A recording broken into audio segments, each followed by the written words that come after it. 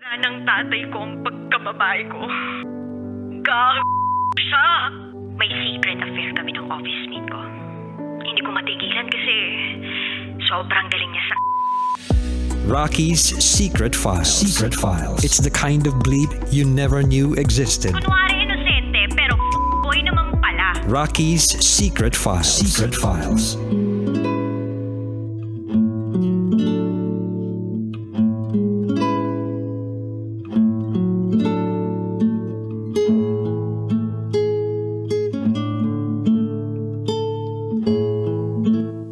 And we're back. Kasama niyo pa rin si DJ Rocky and this is MJ's Secret File. Si MJ na nagkaroon ng magulong buhay nang dahil sa pagtataksil ng kanyang mama. Totoo nga ba na ang kasalanan ng magulang ay maipapasa sa kanyang anak? O mas karapat dapat ba nating sabihin na ang epekto ng kasalanan ng magulang ay matatanggap ng kanyang anak? Well, pakinggan na po natin ang mga kabisyo nating nag-share ng kanilang mga thoughts, comments, suggestions, and violent reactions. Ito po ang sabi ng ating kabisyo na si Igop Moro Vlog. Hi DJ Rocky, nakakalungkot na ganun ang napagdaanan ng SF sender natin. Ang hirap umakyat ng stage nang walang magsasabit ng medalya. Pinakamasakit sa lahat, yung maranasan mo na magkaroon ng broken family. Nako, sa umpisa lang talaga magagaling ang mga lalaki. Yung jowa mo, puro ekis, babaero na. Lasinggero pa, big ekis. Hiwalayan mo na lang talaga yon at huwag mo nang balikan pa. Itaguyod mo ang inyong mga anak. Laban lang sa buhay, be strong. Yun lamang po, shout out sa GOAT TNVS Alliance, The Boss Grab Cars, kay Edwin Calbo at Ramil Cabaltera, pati na rin sa Solid Independent Riders Group Capitolio Chapter na naka-grab on habang nakatutok sa'yo. DJ Rocky, maraming salamat po. Thank you so much, Igop Moro Vlog. Ito pa sabi ng ating kabisyo na si Ron Roca. I feel very sorry for MJ. I can see has a good heart. Sobrang ganda ng puso niya, ng intentions niya. And I really feel bad for her. Pero laban lang kasi si Lord hindi naman talaga siya natutulog eh. Siguro nangyari lang yan sa buhay mo since you were a kid, para mas maging strong ka, no? Especially for your two beautiful children. So ayun, keep on fighting, keep on praying with the Lord. Yun, keep on fighting, keep on praying. Praying talaga. May kasama kasing fried chicken yung praying. Ay, anyway, ito pa sabi ni DR, hindi ka failure MJ, sadyang napaka-unfair lang ng mundo. Manalig ka sa Diyos at lagi kanyang gagabayan. Remember this, ang kasalanan ng magulang ay hindi pwedeng pagbayaran ng inosenteng anak. Thank you so much, DR. Ito pa sabi ng ating kabisya na si JP. Grabe ang story ni SF, parang pinagsakluban ng mundo. Natulad pa sa kanyang mama. Pero hindi naman siya ang napariwara. Ang maipapayo ko lang, focus sa mga anak niya at sana hindi matulad sa kanila sa paglipas ng panahon. Gabayan at huwag iparanas ang mga naiparanas ng kanyang mama. Yun lamang po, happy Thursday and happy 50th anniversary Love Radio. Maraming salamat DJ Rocky from JP. Ito pa sabi ni Gab.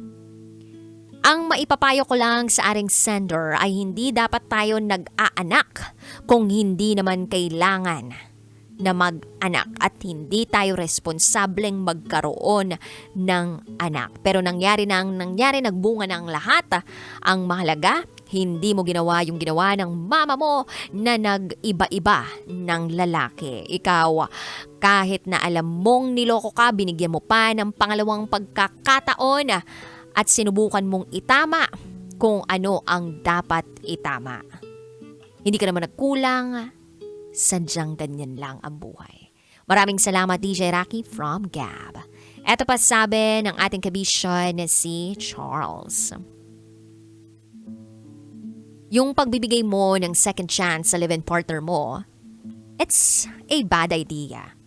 Kasi kung para sa anak, para saan pa ang responsibilidad niya bilang ama? Tsaka sa mga kamag-anak mo, nature ba talaga nilang manghusga? Nabiktima ka lang naman. Pero hindi tama ang pambe-victim blaming nila. Imbis na tulungan ka, nilait ka pa. Another night of panggigigil na naman. Hampas na ako dito, DJ Rocky, oh. Charot with harot. I think need mo ng space para sa sarili mo at sa mga anak mo. Huwag mo nang isipin ang sira-ulo mong partner. Huwag kang matakot. Wala akong nakikitang dapat mong pagsisihan. Sana mag-heal ka para sa iyong peace of mind and peace of heart. Laban lang. Pasensya na DJ Rocky at napahaba na naman ang comment ko. Another secret file na naman kasi na merong involved na lalaking sa una, gentleman. Pero kapag na-jauntis, boom, running man. Gigil mo si ako. From Charles. Thank you pa sa mga kabisyo nating nag-comment at nag-share ng kanilang mga insights or pieces of advice sa ating secret file sender na si MJ. Alam mo MJ, gusto ko lang iparating sa'yo kung gaano ka katatag at kagiting sa pagbabahagi ng iyong secret file. Napakarami mong pinagdaanan at sa kabila ng lahat ng yon, patuloy ka pa rin lumalaban. Ang sakit at mga hamon na hinarap mo, ang paglaki sa isang pira-pirasong pamilya, ang pagtataksil at pagkawala, at ang hirap na dinanas mo sa pagiging isang ina at sa pagiging isang anak, lahat ng yon hindi biro. Pero ang pinakamahalaga ngayon, ay naipatawad at patuloy mong minamahal ang sarili mo. Lahat ng pinagdaraanan mo ay may dahilan. At kahit na nangihirapan ka, patuloy mong pinipilit gawin ang lahat para sa iyong mga anak. Hindi madali ang buhay. At ang pagiging nanay ay isang mahirap na trabaho at madalas, ang mga nanay ay nagiging sobra sa pag-aalaga at nagsisisi dahil sa tingin nila, hindi nila nagagampanan ang kanilang papel ng tama. Pero sa totoo lang, ang pagiging nanay ay hindi po isang one-size-fits-all na responsibilidad. Walang perpektong ina. At lahat naman tayo ay nagkakamali. Kung nararamdaman mo, MJ, na isa kang failure mom, pwedeng ito ay dahil sa masyado kang nag-expect sa sarili mo. Or baka gusto mo lang perfectin ang lahat. Or pressure mula sa paligid, sa lipunan, o sa pamilya mo. Pero sa bawat takbang na ginagawa mo para sa mga anak mo, sa bawat sakripisyo at pagmamahal na ipinapadama mo, hindi ka failure. Nararamdaman yan ng mga anak mo. Nararamdaman nila ang pagmamahal at pagmamalasakit mo sa kanila. Hindi mo kailangan maging perpekto. Ang mahalaga ay nagsisikap kang gawin ang makakaya mo at itinataguyod mo ang kabutihan ng mga anak mo. Huwag mong hayaang ang mga pagkukulang o pagsubok na nararanasan mo ay maging hadlang para makita mo ang iyong halaga. Kung ikaw ay nagmamahal, nagsusumikap at handang magbago para sa kaibubuti ng iyong pamilya, hindi ka failure. Sa katunayan, isa kang malakas at magiting na ina. Lahat tayo ay may ups and downs at ang pinakamahalaga ay ang pagtanggap mo na ang pagiging ina ay isang journey. Isang journey na punong-puno ng sakripisyo, pagmamahal. Hindi lang para sa mga anak, kundi para sa sarili. Kung meron kang partner na walang hiya, hindi siya kawalan. Laban lang. At sa mga kabisyo po natin out there na gusto mag-share ng kanilang secrets, share to me raketera@gmail.com. I gotta say, BRB as in bathroom break for top secrets. Kapiling pa rin ang inyong Basa Princess. DJ Raketera at ikay nakatutok dito lang sa 90.7 Love Radio. 50 years na tayo kabisyo. Kailangan pa bang i-memorize yan? Basic. This is MJ's Secret File.